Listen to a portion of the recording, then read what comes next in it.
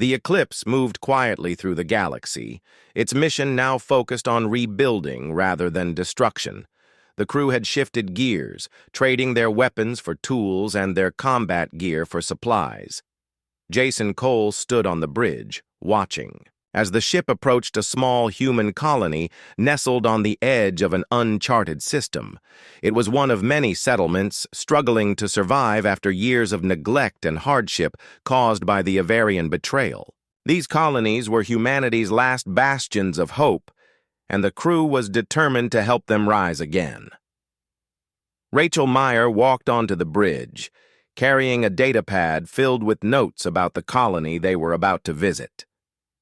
"They're calling themselves New Horizon," she said, handing the pad to Jason. "From what we've gathered, they've been cut off from outside support for nearly 5 years. Their crops are failing, their water filtration systems are breaking down, and morale is at an all-time low." Jason scanned the information, his expression grim. "Sounds like they're barely holding on. Do they know we're coming?" Rachel nodded. "We sent a message ahead letting them know we're here to help. They seemed cautious but hopeful. Honestly, I think they're just glad someone remembered they exist." Jason sighed, leaning back in his chair. "It's our fault they've been forgotten. When the war ended, we abandoned too many of our own. We can't make up for that overnight, but we have to try." Rachel placed a hand on his shoulder. "You're doing the right thing, Jason. This isn't about fixing everything. At once, it's about taking the first step." When the Eclipse landed on New Horizon, the crew was greeted by a group of colonists who looked both wary and relieved. Their leader, a middle-aged man named George Lane, stepped forward to meet them. His face was weathered, his clothes patched and worn, but his eyes held a spark of determination. "You're the ones who took out the Avarian fleet?" he asked, his voice tinged with disbelief. "We did," Jason replied, extending a hand, "and we're here to help you rebuild. Whatever you need, we'll do our best to provide it." George hesitated before shaking Jason's hand. "We could use food, medicine, and parts for our equipment, but more than anything, we need hope. People here have started to believe we're on our own, that no one cares what happens to us." "You're not alone," Rachel interjected gently. "Humanity may be scattered, but we're still connected. Together we can get through this." George nodded slowly, gratitude creeping into his expression. "Thank you. You have no idea how much this means to us." Over the next few days, the crew worked tirelessly alongside the colonists, repairing broken machinery, distributing supplies, and sharing stories around campfires at night. Emily Grant spent hours tending to the sick and injured, her calm presence bringing comfort to those in pain. Sarah Bennett helped restore the colony's communication systems, allowing them to reconnect with other settlements for the first time in years. Daniel Hayes, despite his injuries, pitched in wherever he could, his energy and humor lifting spirits across the community. As the work progressed, Jason noticed subtle changes in the colonists' attitudes.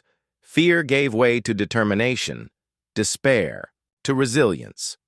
Children laughed again, playing in the fields while their parents rebuilt irrigation systems. It was a slow process, but the transformation was undeniable. One evening, as the sun dipped below the horizon, painting the sky in shades of orange and purple, Jason found himself sitting beside George near a crackling fire. "How long has it been since anyone came to check on you?" Jason asked, passing him a cup of tea. "Too long," George admitted, sipping the warm liquid. "At first there were promises of aid, but they never arrived. After a while, we stopped expecting help. We figured Earth had written us off." Jason frowned, guilt gnawing at him. "That shouldn't have happened. We failed you, failed all of you. But we're going to make it right." George studied him for a moment, then smiled faintly. "You already are. Just knowing someone cares enough to show up makes a world of difference." Meanwhile, tensions began to surface within the crew as they adjusted to their new role.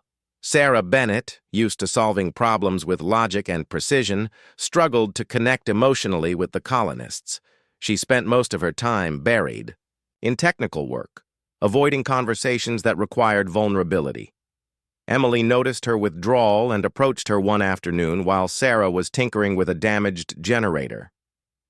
"You've been quiet lately," Emily said, kneeling beside her. "Is everything okay?" Sarah glanced up briefly, her hands still busy with wires and circuits. "I'm fine, just focused on getting things done." Emily tilted her head, studying her closely. "It's okay to feel overwhelmed, you know. Helping people isn't always straightforward. Sometimes it's messy and complicated." Sarah paused, setting down her tools. "I guess I'm not used to this kind of work. Fixing machines is easy. They don't ask questions or expect answers. People, they're different." Emily smiled softly. "Yeah, they are, but that's what makes it worth it. Even if we can't fix everything, just being here matters." Sarah nodded slowly, though her expression remained uncertain. "Maybe. You're right. I'll try." Back aboard the Eclipse, Rachel Meyer confronted Jason about the growing strain on the crew. "We're pushing ourselves too hard," she said during a rare moment of privacy. "Everyone's exhausted and some of us aren't handling it well. If we don't take a break soon, we're going to burn out." Jason rubbed his temples, feeling the weight of responsibility pressing down on him. "I know, Rachel, but every day we delay, another colony might be struggling. Or worse. How do we choose where to stop?" "You don't," Rachel replied firmly. "You let others take over. There are survivors out there willing to step up if given the chance. We can't carry this burden alone forever." Jason hesitated, considering her words. He knew she was right, but letting go wasn't easy, not when so much was at stake. "What do you suggest?" "Start training locals to handle repairs and organize supply runs," Rachel explained. "Teach them how to defend themselves. Show them they don't need us to survive. They just needed a push to remember they can." Jason nodded slowly, realizing the wisdom in her plan. "All right, let's start implementing it here, on New Horizon. If it works, we'll expand it to other colonies." As the crew prepared to leave New Horizon, George gathered the colonists to bid them farewell. "Thank you," he said, addressing Jason and his team. "You've given us more than supplies. You've given us hope. We won't forget that." Jason shook George's hand, his voice steady but sincere. "Take care of each other, and if you ever need us, send word. We'll come."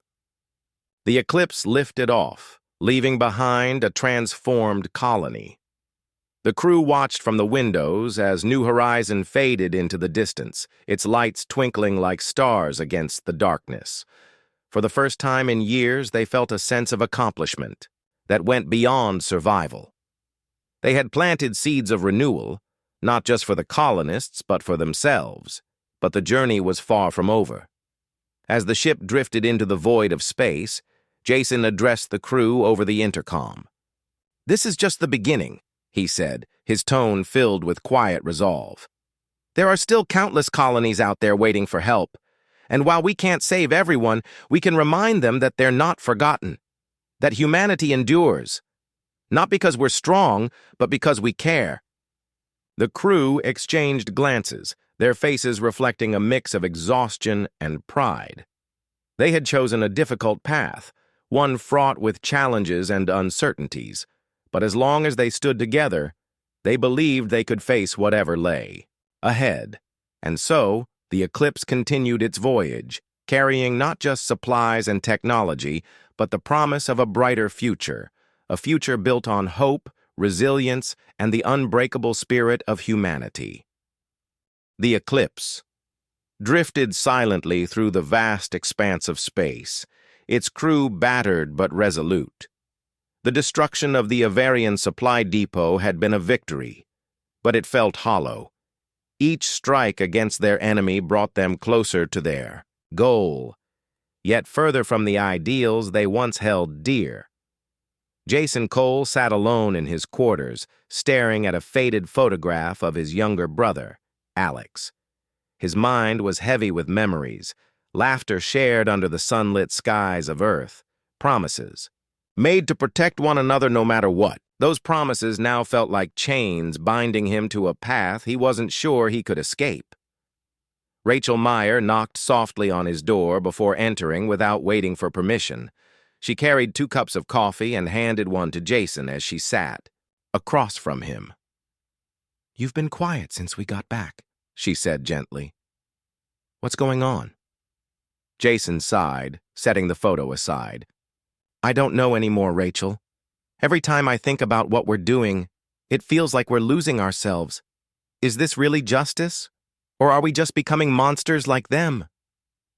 Rachel sipped her coffee thoughtfully. "It's not an easy question to answer. But maybe the real question is whether there's still a way to come back from this, to fight for something better." Jason looked at her, searching her face for answers. "And if there isn't?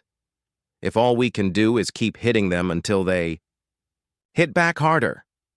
Then we find another way," Rachel replied firmly. "We didn't start this war because we wanted revenge. We started it because we wanted to survive. There has to be room for both."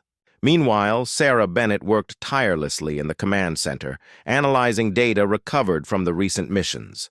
Her fingers danced across the console as streams of information scrolled past, revealing patterns and weaknesses in the Avarian Empire's operations. Emily Grant joined her, bringing a tray of snacks to share. "You should take a break," Emily suggested, placing the tray beside Sarah. "You've been at this for hours." Sarah glanced up briefly, offering a faint smile. "Thanks, but there's too much to do. Every piece of intel brings us closer to stopping that invasion fleet." Emily nodded, sitting down nearby. "Do you ever wonder what happens after this, assuming we win?" "Then what?" Sarah paused, considering the question. "Honestly, I try not to think about it. Right now, survival is enough. Everything else will have to wait." Emily frowned, leaning back in her chair. "But shouldn't we think about it? What kind of future are we fighting for? If we don't figure that out, how will we know when to stop?" Sarah didn't respond immediately, her gaze returning to the screen. After a moment, she spoke quietly. "Maybe you're right. Maybe we need to start thinking about more than just winning. But first, we have to make sure we live long enough to see that future." The next day, the crew gathered in the briefing room to discuss their final plan.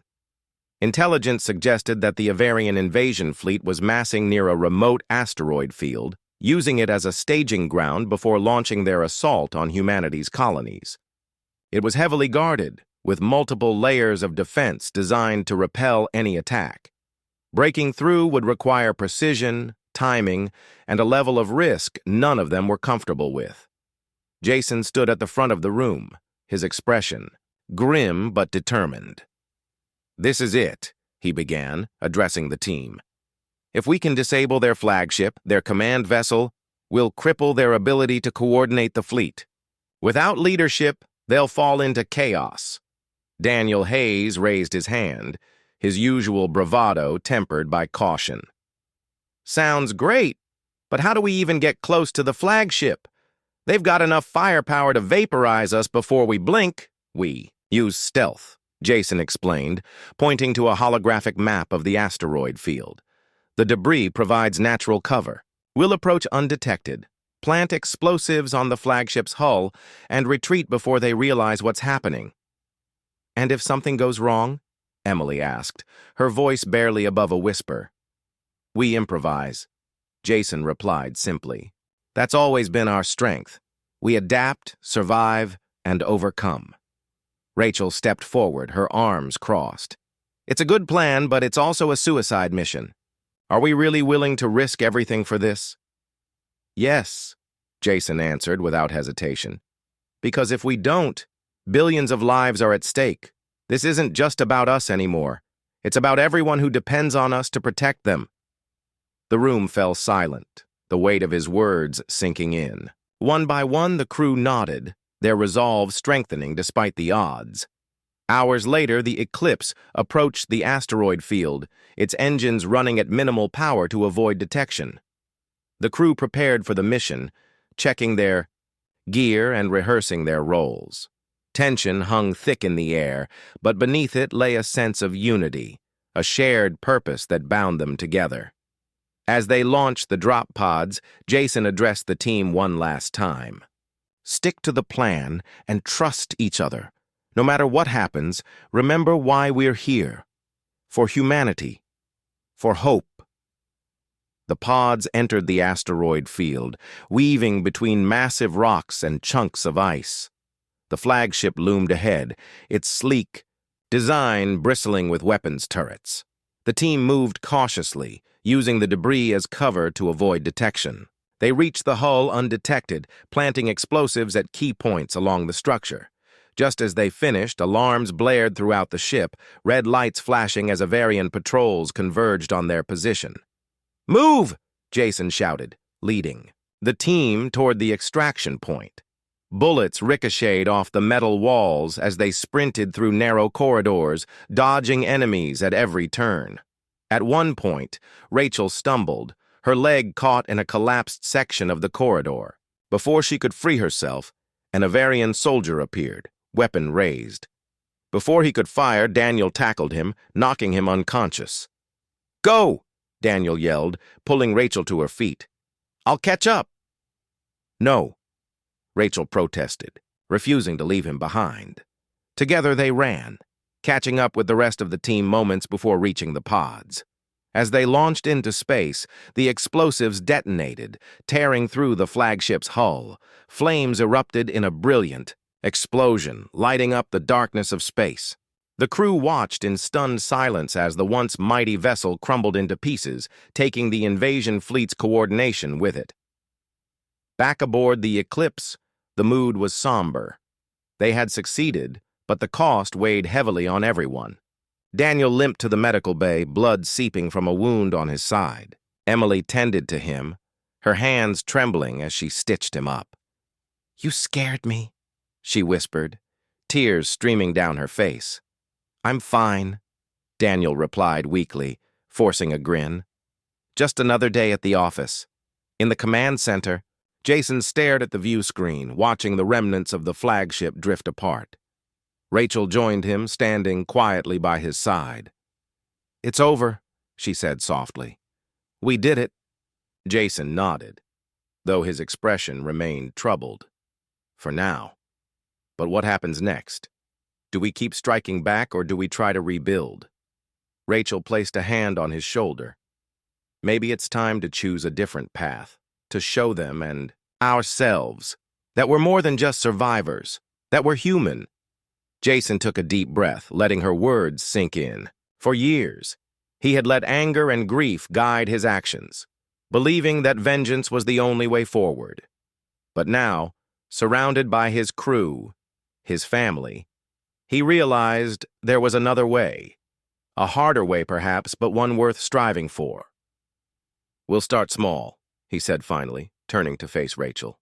"Reach out to the colonies, offer protection, and help them rebuild. Show them that humanity hasn't given up. Not completely." Rachel smiled, a flicker of hope lighting her eyes. "Then let's get to work." In the weeks that followed, the crew of the Eclipse dedicated themselves to a new mission, one of healing rather than destruction. They traveled from colony to colony, providing aid and support wherever it was needed. Slowly but surely, they began to repair the damage wrought by war, not just to buildings and infrastructure, but to hearts and minds. It wasn't easy, and progress was slow. But for the first time in years, the crew felt a sense of purpose beyond survival. They weren't just fighting to live, they were fighting to create a future worth living for. And as the stars stretched endlessly before them, Jason Cole allowed himself to believe that redemption was possible. That even in the darkest corners of the universe, light could still shine through.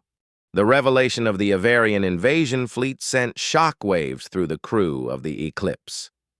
For days, tension hung thick in the air, like a storm waiting to break.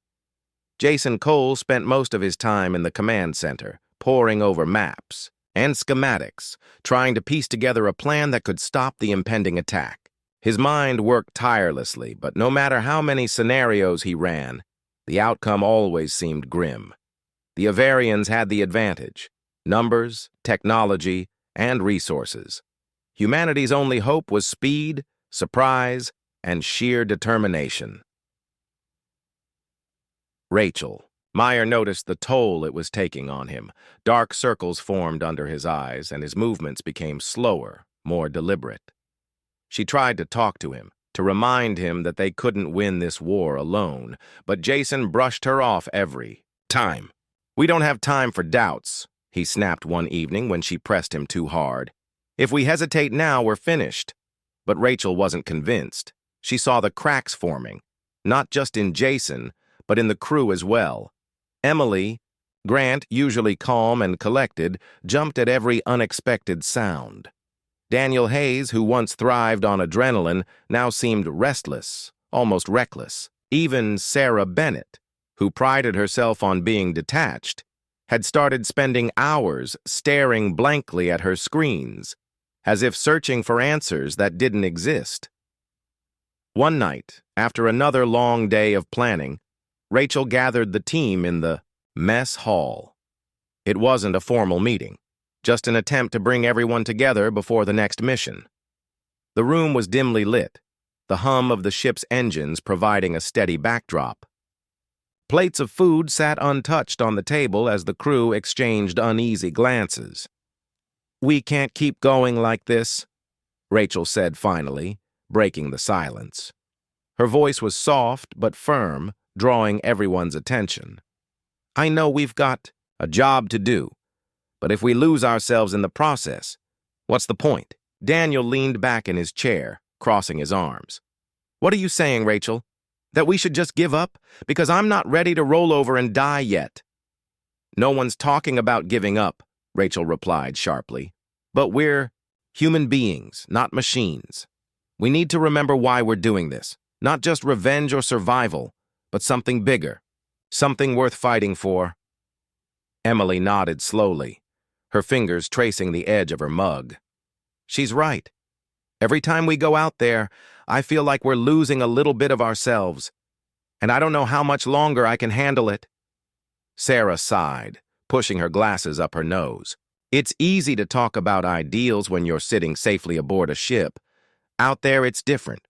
You make choices, hard choices, and you live with them. That's the reality of war." "But is it?" Rachel countered, leaning forward. "Or is it just an excuse to justify the things we do, to pretend that violence is the only answer?" The room fell silent again, the weight of her words sinking in. No one wanted to admit it, but they all felt it. The creeping sense that they were becoming something they didn't recognize. Something darker. Jason walked in halfway through the conversation, unnoticed at first. He stood by the doorway, listening, quietly as the others spoke. When Rachel mentioned violence, his jaw tightened, and he stepped forward, his boots clicking against the metal floor. "Enough," he said, his voice cutting through the tension like a blade. "This isn't helping anyone." "Maybe it would help if you actually listened for once," Rachel shot back, standing to face him. "You're so focused on hitting back that you're not thinking about the cost. Not just to us, but to everyone." "I don't have the luxury of second-guessing myself," Jason replied, his tone sharp. "Every decision I make keeps this crew alive.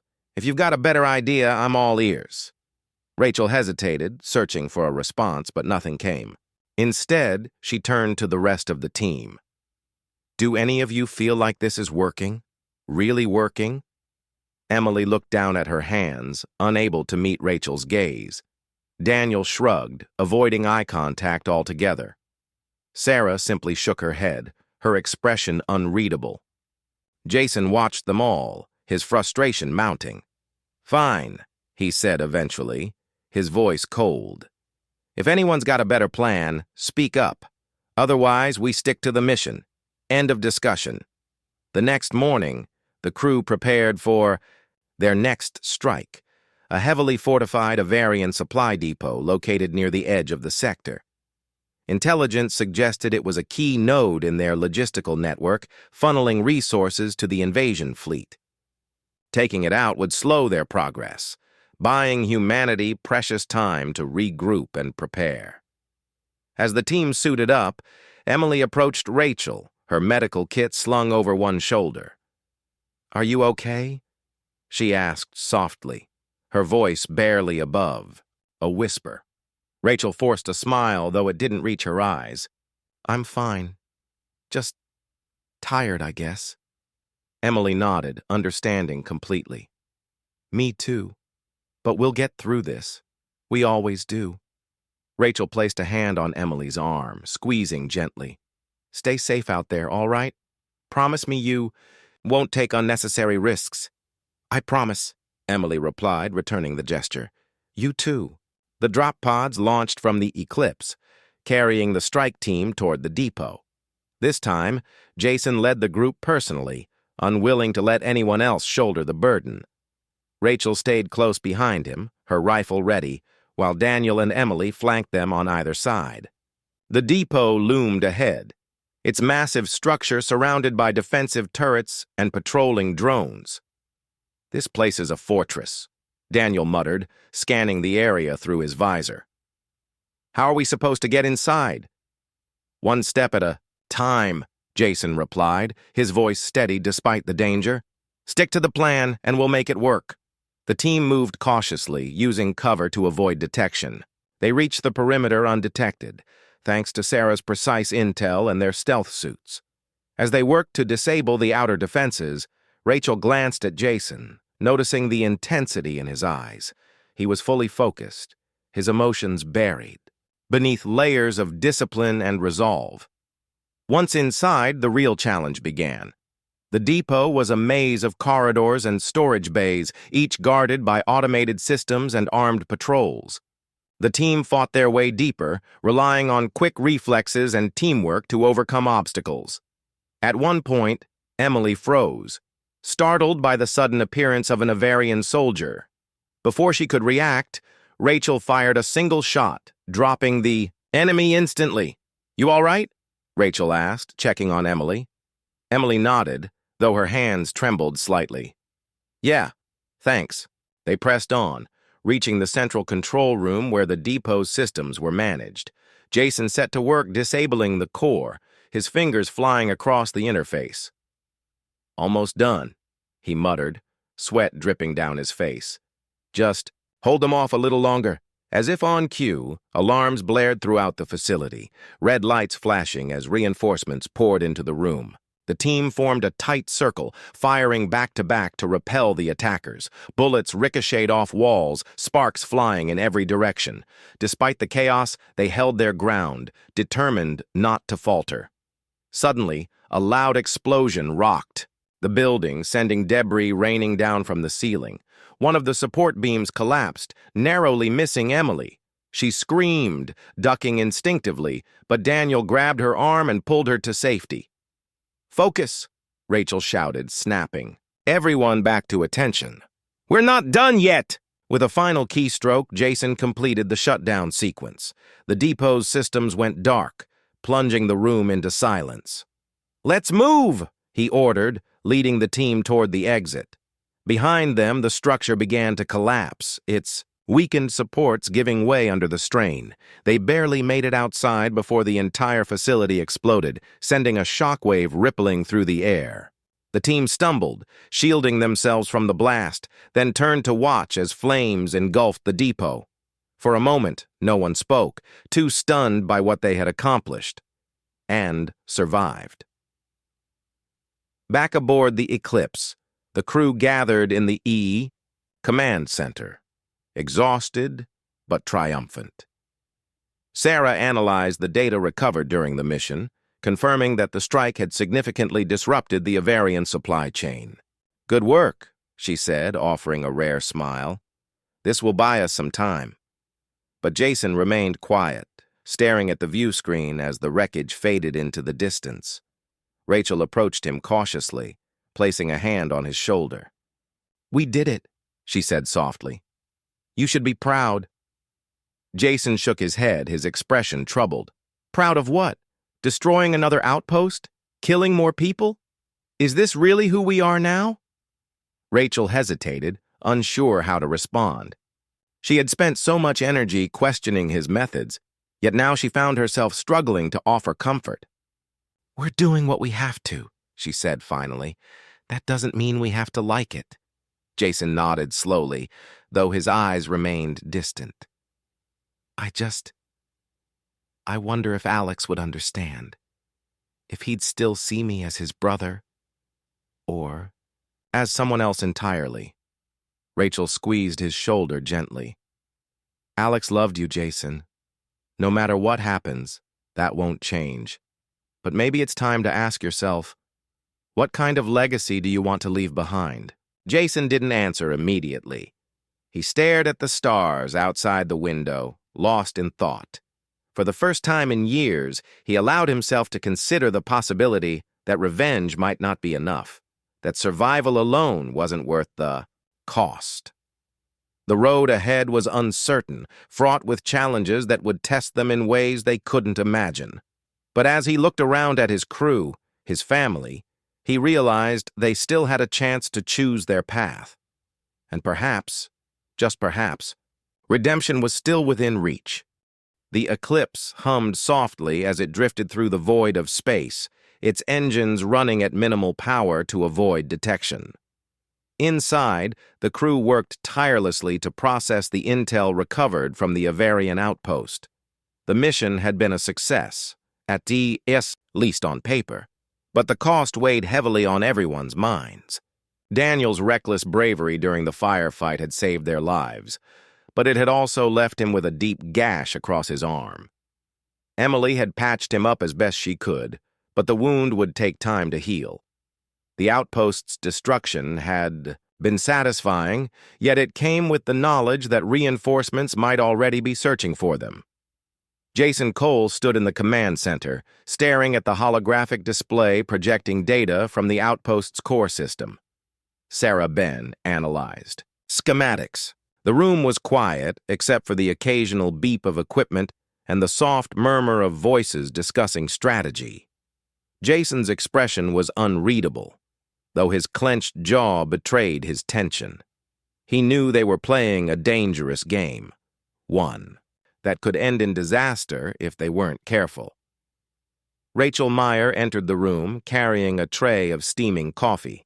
She handed a cup to Jason without saying a word, then placed another near Sarah before leaning against the wall. How's it going? She asked after a moment, glancing between the two of them. Sarah didn't look up from her work. Slowly. This stuff is encrypted like crazy. Whoever abandoned the outpost didn't want anyone else getting their hands on it. But you're making progress, Rachel said, more as a statement than a question. Yeah, Sarah replied, finally pausing to take a sip of coffee. I've managed to crack some of the lower-level files. They're mostly logistics, supply routes, maintenance schedules, that kind of thing. But there's one file that's giving me trouble. It's buried deep in the system, protected by layers of security protocols I've never seen before. What do you think it is?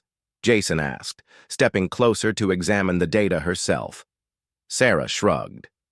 Could be anything.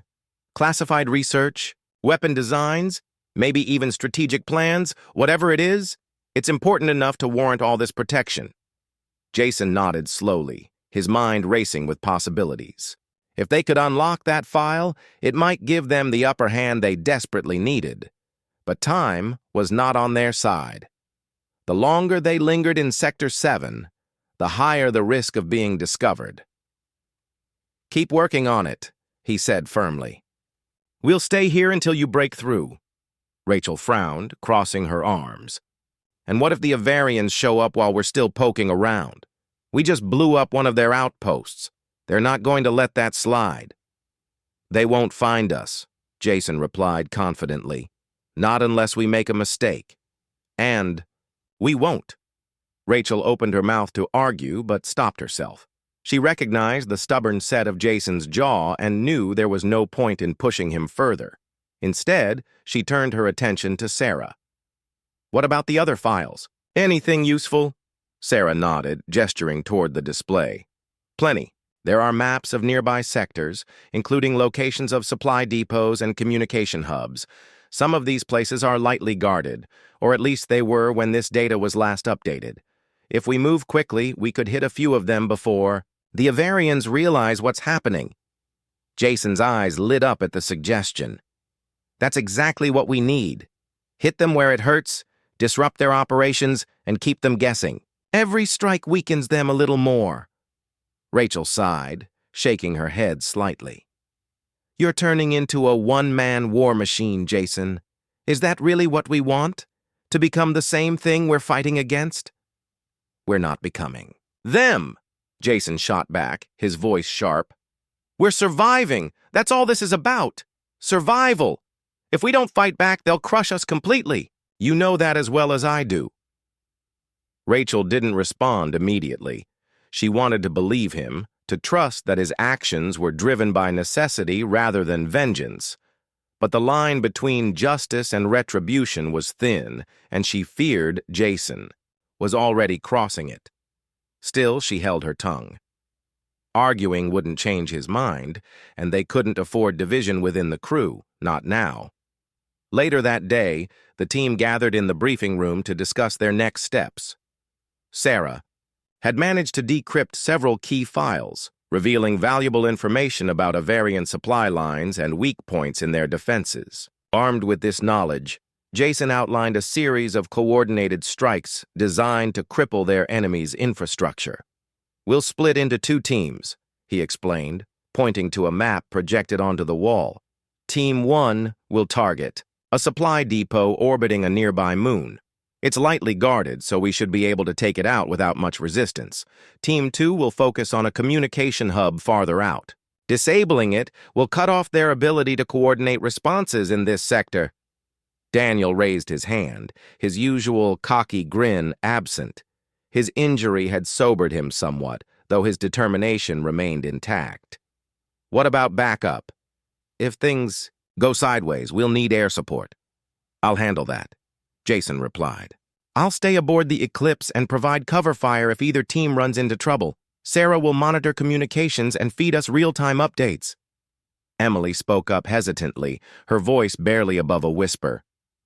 "What happens if someone gets hurt? These missions are risky, and we're spread too thin as it is." "We'll manage," Jason assured her. "Each team will carry medical supplies, and you'll be on standby aboard the ship. If anyone needs help, we'll pull them out immediately." Emily nodded, though her expression remained troubled. She trusted Jason, but the uncertainty of the missions gnawed at her. She had joined the crew to help people, not to watch them throw themselves into danger over and over again. The first mission went smoothly, almost suspiciously so. Team 1, led by Rachel, infiltrated the supply depot without encountering any significant resistance. The guards were few and poorly trained, easily neutralized by the team's precise movements.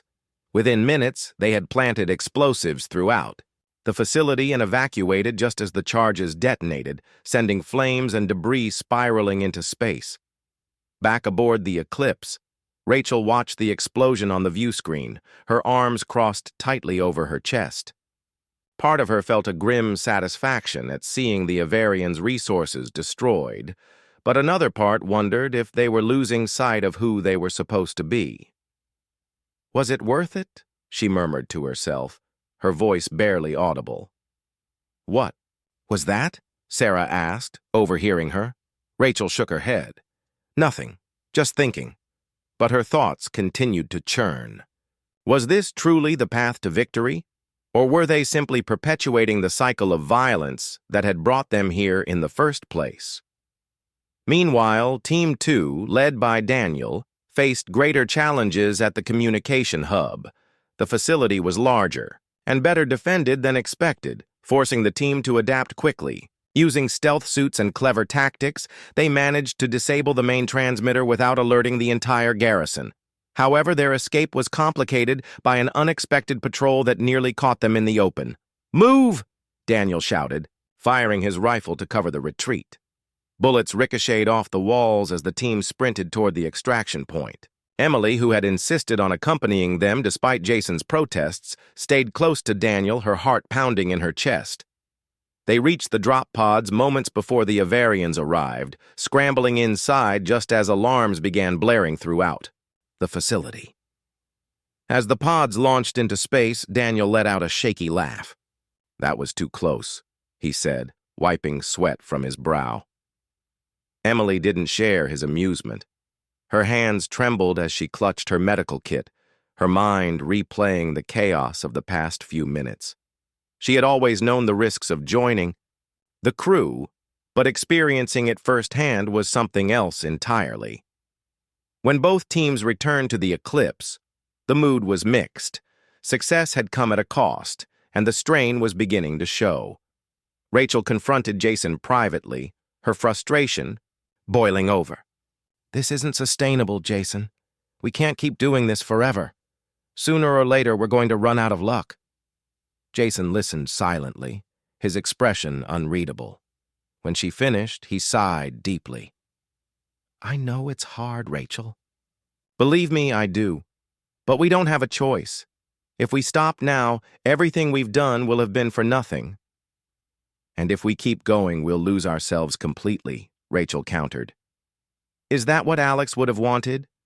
For us to become monsters in his name?" Her words hit Jason like a punch to the gut. He turned away, unable to meet her gaze. "I don't know what Alex would have wanted," he admitted quietly. "All I know is that I can't let their betrayal go unanswered. Not anymore." Rachel placed a hand on his shoulder, her anger softening into concern. "Then promise me one thing. Promise me you won't let this consume you. Because if it does, we'll lose more than just our humanity. We'll lose each other." Jason hesitated, then nodded slowly. "I promise." As the Eclipse prepared to leave Sector 7, Sarah finally broke through the final layer of encryption on the mysterious file. What she found shocked everyone. It contained detailed plans for a massive invasion fleet being assembled in a neighboring sector, a fleet aimed directly at humanity's remaining colonies. "This changes everything," Jason said grimly, staring at the screen. "If they launch this attack, we'll be wiped out completely." "So what do we do?" Rachel asked, her voice steady despite the weight of the rev takes. The next morning, the crew of the Eclipse was buzzing with energy. News of the upcoming mission had spread quickly, and everyone seemed to be preparing in their own way. Some were double-checking equipment, others were reviewing tactical plans, and a few were simply trying to stay calm. The atmosphere aboard the ship was tense but focused, like the calm before a storm. Jason Cole stood on the bridge, staring at the main view screen as it displayed a map of Sector 7. The gas giant loomed, large in the center, its swirling colors hypnotic yet menacing. Orbiting it was the Avarian outpost, a jagged structure that looked more like a fortress than a research station. Jason's mind raced as he considered every possible scenario. He knew this mission could either be their first step toward reclaiming what they had lost, or their downfall. Rachel Meyer entered the bridge, her boots clicking softly against the metal floor. She carried a datapad in one hand, her other resting on the holster of her sidearm.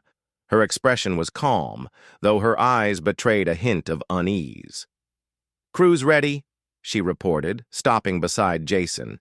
"Everyone's been briefed and the supplies are loaded." Jason nodded without looking at her. "Good. We'll need everything running smoothly if we're going to pull this off." Rachel hesitated for a moment before speaking again. "Are you sure about this, Jason? I mean, really sure? This isn't just another skirmish.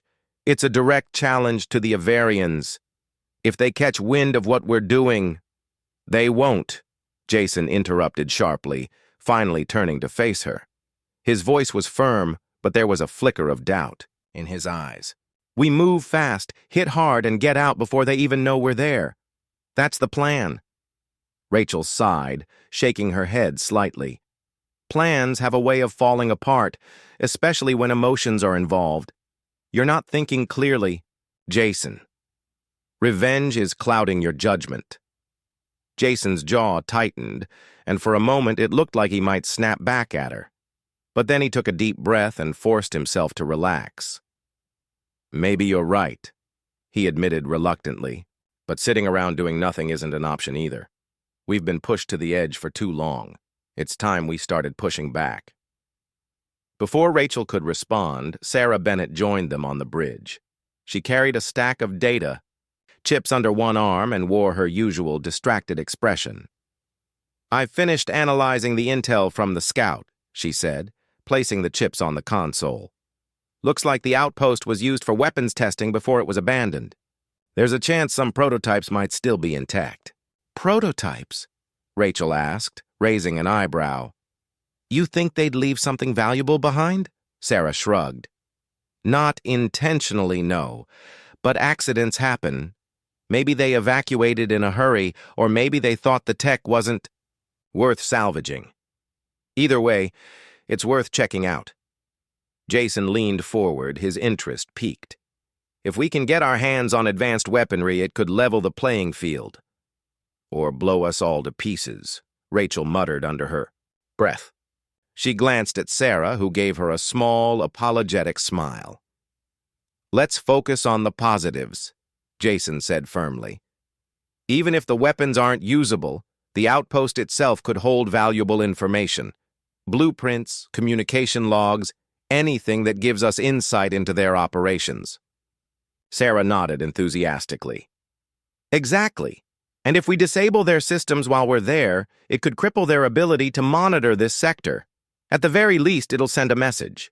Rachel crossed her arms, unconvinced. "A message?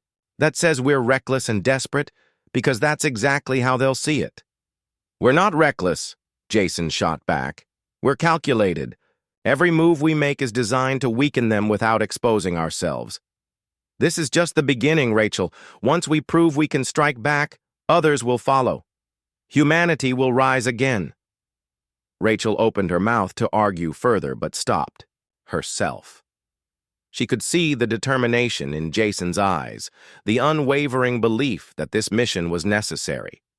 Arguing wouldn't change his mind, and deep down, she knew he was right about one thing: they couldn't afford to stay passive any longer.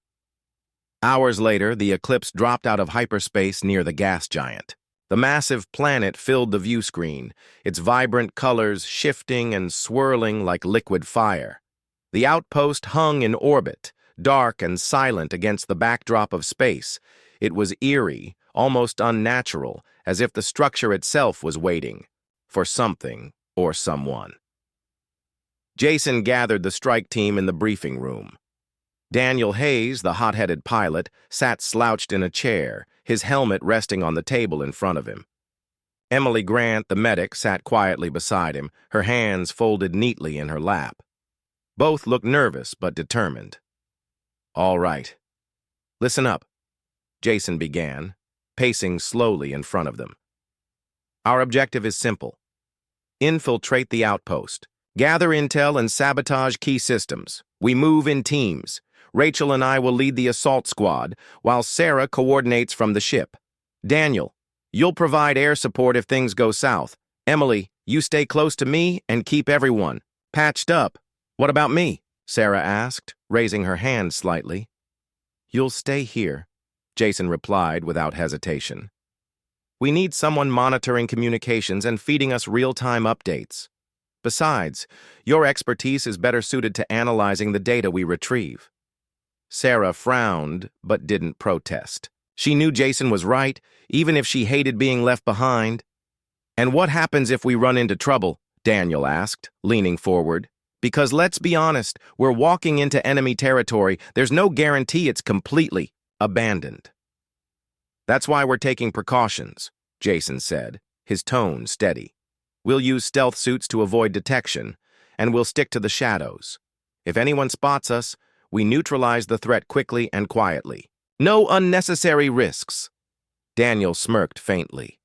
Neutralize the threat, huh? Sounds like fun. Rachel shot him a warning glance. This isn't a game, Daniel. Stick to the plan and don't do anything stupid. Yes, ma'am, Daniel replied mockingly, though his grin faded when Rachel continued to glare at him. Emily spoke up for the first time, her voice soft but clear. What happens if someone gets hurt? The outpost is huge.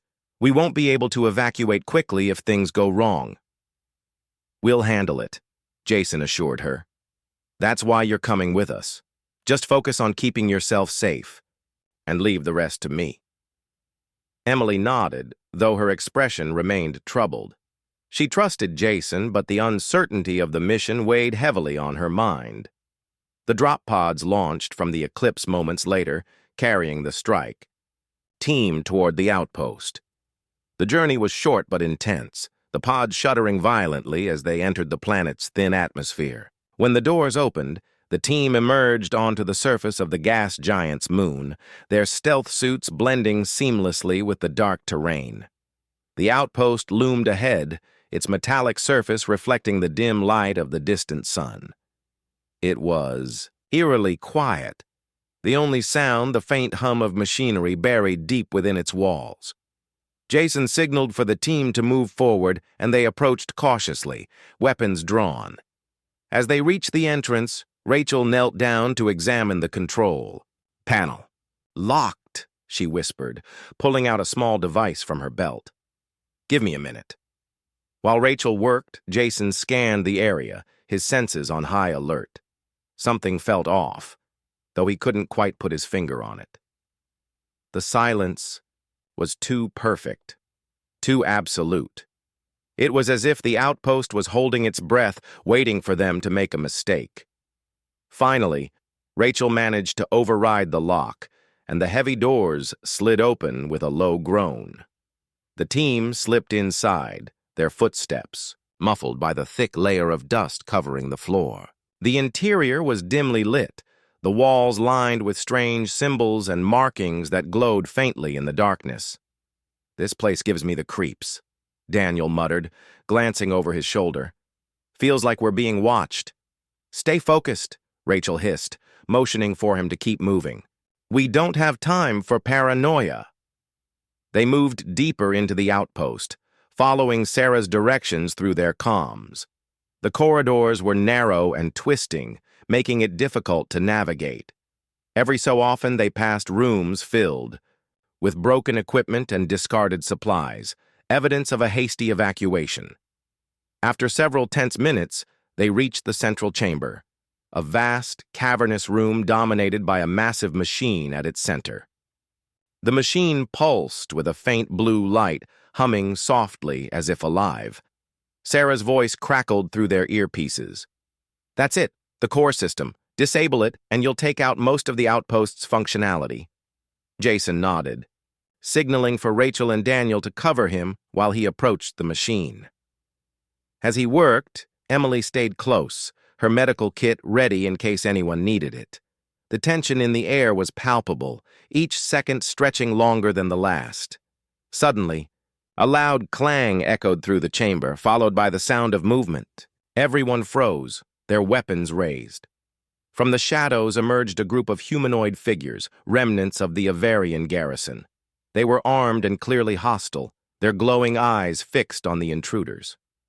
Looks like we've got company, Daniel said grimly, tightening his grip on his rifle. Jason cursed under his breath. Stick to the plan. Take them out quietly if you can, but don't hesitate to shoot if you have to.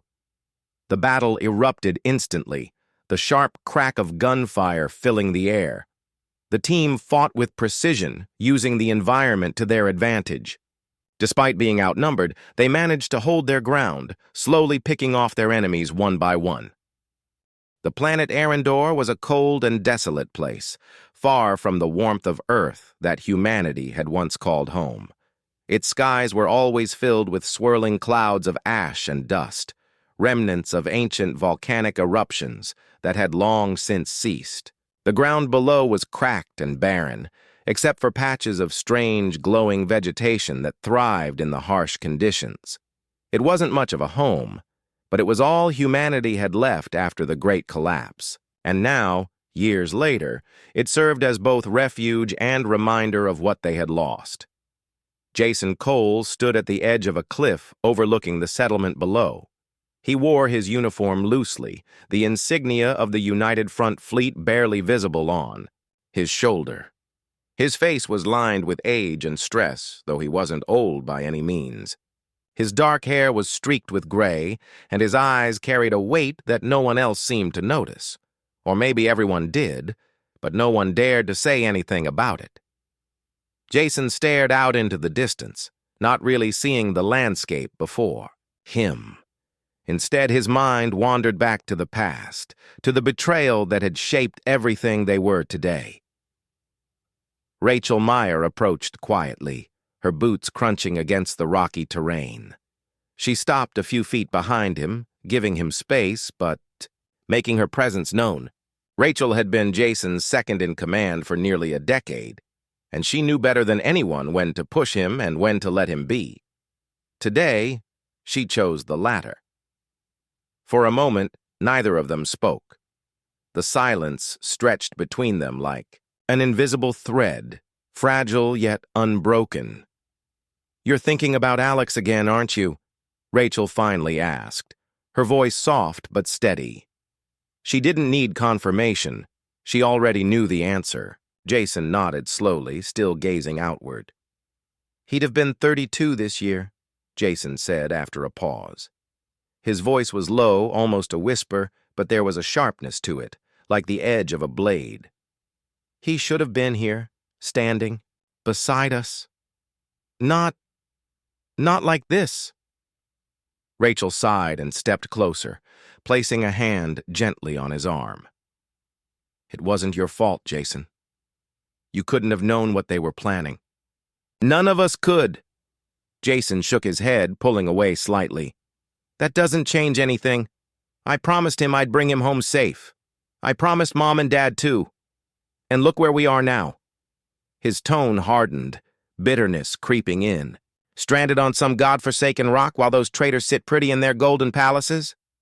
There was anger in his words, raw and burning, but beneath it lay something deeper, pain. Pain that had festered for years, growing stronger with each passing day. The Avarians, their supposed allies during the Great Interstellar War, had turned on humanity at the worst possible moment. They had sabotaged supply lines, abandoned entire fleets to die in battle, and left billions of humans to fend for themselves against an overwhelming alien coalition. Billions. Jason clenched his fists, at the thought, knuckles whitening under the strain. Rachel watched him carefully, her expression unreadable. She had seen this side of him before, the anger, the self-blame, but it never got easier to witness. "We survived," she said firmly. "Against all odds, we survived. That has to count for something." "Surviving isn't enough," Jason snapped, turning to face her. His eyes burned with intensity, daring her to argue. "They took everything from us, our homes, our families, our future. We can't just sit here and pretend it didn't happen. We can't let them get away with it." Rachel crossed her arms, meeting his gaze without flinching. "And what do you propose we do? Start another war? Because last time I checked, we don't exactly have the resources to take on the Avarian Empire again." Jason hesitated, his anger faltering for a brief moment. He opened his mouth to respond, but stopped himself. Instead, he turned back toward the horizon, his jaw tight. Rachel waited patiently, knowing he would speak when he was ready. "We start small," he said eventually, his voice quieter now. "Hit them where it hurts. Sabotage their operations, disrupt their plans, make them regret ever crossing us." Rachel raised an eyebrow. "You mean guerrilla tactics? Hit-and-run missions?" "Exactly," Jason replied, nodding. "We may not have their numbers or technology, but we've got something they don't. Desperation. And desperation makes people dangerous." For a moment, Rachel said nothing. She studied him, weighing his words. Finally, she nodded slowly. All right.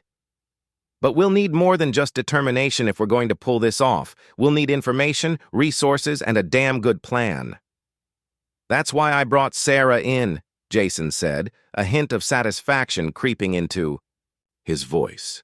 She's been working on something big. Something that could give us the edge we need. Rachel frowned. Sarah Bennett?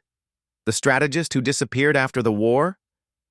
I thought she wanted nothing to do with us anymore. She did, Jason admitted. But I convinced her to come back, told her we needed her help. Besides, she owes us as much as anyone else. Rachel didn't look entirely convinced, but she didn't press the issue. Instead, she glanced over her shoulder toward the settlement below. Lights flickered faintly in the distance, casting eerie shadows across the rocky landscape. What about the others? She asked. Do they know about this yet? Not yet, Jason replied. I wanted to talk to you first. You're my right hand, Rachel. If anyone can keep me grounded, it's you. Rachel smirked faintly, though her expression remained serious. Don't make me regret agreeing to this, Jason. I'm not signing. Up for another suicide mission. Jason managed a small smile, though it didn't reach his eyes. Trust me, Rachel. This isn't about dying. It's about living, for once, on our terms. Later that evening, the two of them gathered in the command center of the Eclipse, a heavily modified cruiser that served as the heart of their operation. The ship was cramped and outdated compared to the sleek vessels of the Avarian Empire, but it was theirs, a symbol of resilience in a universe that seemed determined to crush them. Sarah Bennett was already there, hunched over a holographic display table. Her auburn hair was tied back in a messy bun, and her glasses sat crookedly on her nose. She glanced up briefly as Jason and Rachel entered, then returned her attention to the data streaming across the table. About time you showed up, she muttered, tapping a few commands into the interface. I've been waiting for hours. Nice to see you too, Sarah, Jason said dryly, taking a seat across from her. Rachel leaned against the wall, arms crossed, watching silently. Sarah ignored his sarcasm and gestured toward the display. Take a look at this. One of our scouts picked up traces of an abandoned Avarian outpost orbiting a gas giant in Sector 7. No activity detected so far, but it's worth checking out. Jason leaned forward, studying the images carefully.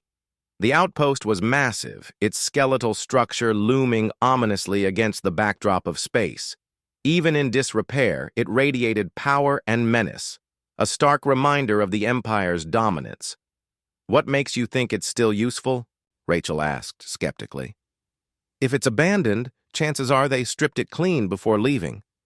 Maybe, Sarah conceded. Or maybe they left something behind. Classified documents, experimental tech, you name it.